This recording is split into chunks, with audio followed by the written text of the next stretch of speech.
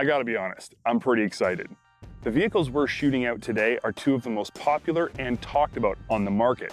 The companies that produce them are number 1 and 2 in the industry. They reside in one of the most popular segments in the industry as well. These are, for lack of a better term, important vehicles and ones we get asked about all the time. People, you, our viewers, really want to know which one we think is best. And today, we're going to tell you. Today is the day we shoot out Polaris's Sportsman 570 SP and Honda's Foreman Rubicon 500 Deluxe.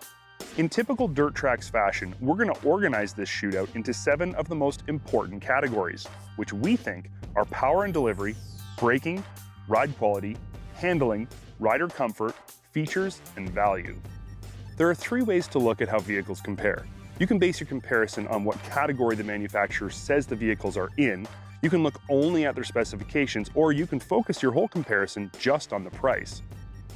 In this shootout, we're pulling a little from column A and a little from column C. From each company, these are the closest top-of-the-line models in terms of price that both are listed as being in the 500 to 600cc class. So let's get started and find out what's different about them, how they compare, and ultimately, which one we think is the better buy. First up, we're going to look at power and delivery. This category covers both the motor and transmission, and it's the area these vehicles differ the most by a long shot. The Rubicon is powered by a single-cylinder 475cc overhead valve motor that's mated to a dual-clutch transmission that offers both automatic shifted ESP mode and manual shifting via left handlebar mounted switches. This motor is strong for its size. There's definitely no problem with bottom end pull, and it does rev out well on top. The biggest downside to the engine is that it only makes 28 horsepower. On the bottom end, it feels like more. Up top, that number feels pretty accurate. Honda's DCT transmission is known to be the best, and honestly the only, automatically electronically shifted transmission in the business. It shifts buttery smooth, and gear changes happen quickly. In auto mode, we've always found this setup to be adequate for slower speed, more mellow trail riding. Once speeds rise, the transmission seems to always be shifting when you need power or in the wrong gear altogether. The strong bottom end of the Rubicon's motor plays well with the manual shift mode. Its meaty torque allows you to run in a tall gear and lug the motor. We found we never really use first. We pretty much always stick to second and third where things are tight on the trail, and third and fourth where things get more open. The Sportsman is powered by a 568cc dual overhead cam engine that's mated to Polaris's well-known CVT belt transmission. This motor makes excellent bottom end, but really pulls hard on top. It's listed as making 44 horsepower, which feels 100% correct in my seat of the pants testing. Polaris's CVT is as close as a belt transmission can get to being bulletproof. We've never had a belt failure on any of our Polarises here at Dirt Tracks, and I've only ever spoken to a handful of people who have personally had belt issues. Most of the time, they're self-admittedly due to unreasonable abuse. The benefit of a CVT is that you're always in the right gear, and power delivery is always instantaneous. There are benefits to being able to hold a manual transmission in a specific gear, but everyone around here would take the CVT any day. More power and a more desirable and arguably simpler transmission are what pushed the Polaris to the category win in the power and delivery segment. Next, let's look at braking.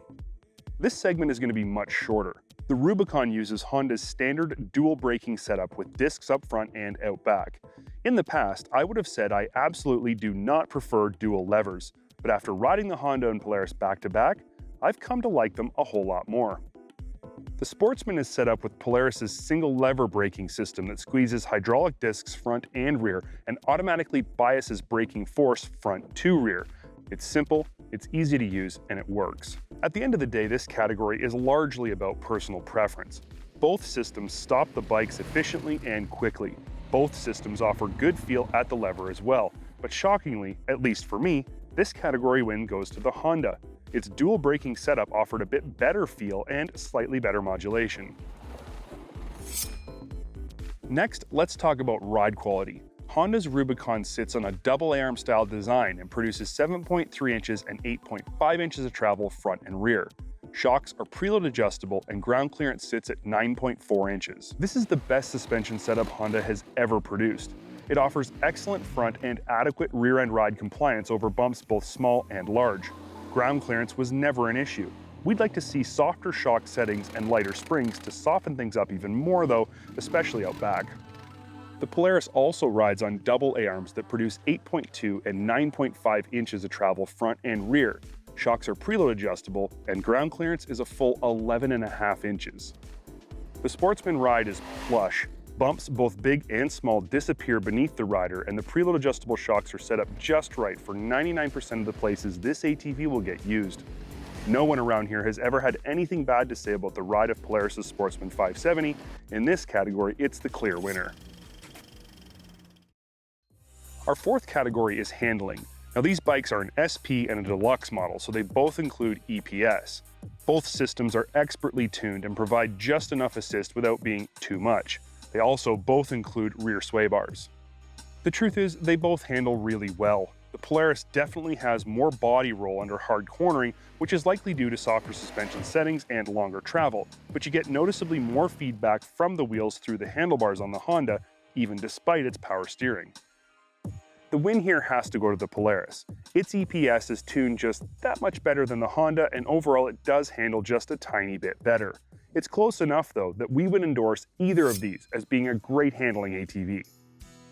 Rider comfort is, if you really think about it, one of the most important categories of all.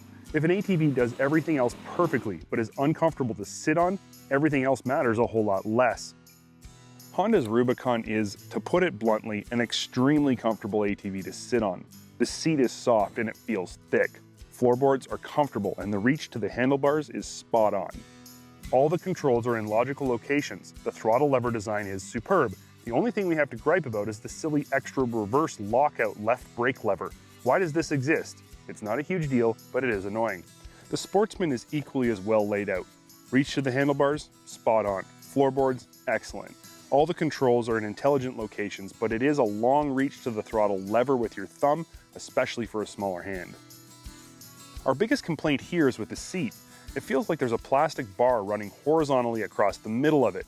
You can feel it all the time unless you sit way, way back. It's not something that can be easily overlooked because it's always there, and it, combined with the excessive throttle reach, is why we're giving this category win to the Honda. It's just more comfortable to sit on and engage with.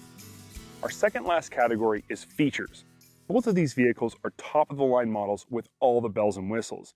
They both have painted plastics, trick aluminum wheels. They both have shiftable 4x4 with locking diffs, electronic power steering. The differences lie in the little things like the gauges. The Honda's is tiny and offers very little info. The Polaris's gauge is big and offers lots of info. They both have front and rear storage. The Polaris just has way more of it. The Honda has a hitch ball mount. The Polaris has a 1-inch hitch receiver. In terms of features, it only wins by a tiny margin, but the Polaris takes this category as well. We've now come to the final area of comparison. For some, it's the most important factor of all. For others, it will either explain a lot or leave a whole bunch more questions unanswered. The final category is value. I'm sure most people are saying, look, the Honda has less displacement, less horsepower, less travel. Of course, the Polaris is outperforming it in most categories. I would call those people correct. In fact, I'd even go so far as to say the Sportsman 450 would be a closer competitor to the Rubicon than the Sportsman 570 is. But then you look at the price. The Sportsman 570 SP retails for $86.99 before any incentives or discounts. It makes 44 horsepower and tops out in the mid-60 mile-an-hour range. Honda's Foreman Rubicon 500 Deluxe has 28 horsepower and a top speed in the mid-40s. It retails before any discounts or incentives for $97.99. That's $1,100 more than the Polaris. If we were to compare the Sportsman 450, based strictly on specifications and performance, the difference in price would be over $3,500. So you can see our conundrum. The Sportsman 450 is actually a better competitor for the Rubicon in terms of specifications and performance, but it's nowhere near the same price. We chose to do this shootout with the 570 based on price and the manufacturer's classification of the vehicles. In this case, the Sportsman 570 SP is the clear winner, with a 5-category win to Honda's 2. But this is not to say the Honda isn't a great ATV. It's the best they've ever built in our collective opinions. But you simply can't ignore the fact that for $1,100 less, you get more power and performance, a better ride, better handling, and more features when you buy a Sportsman 570 SP.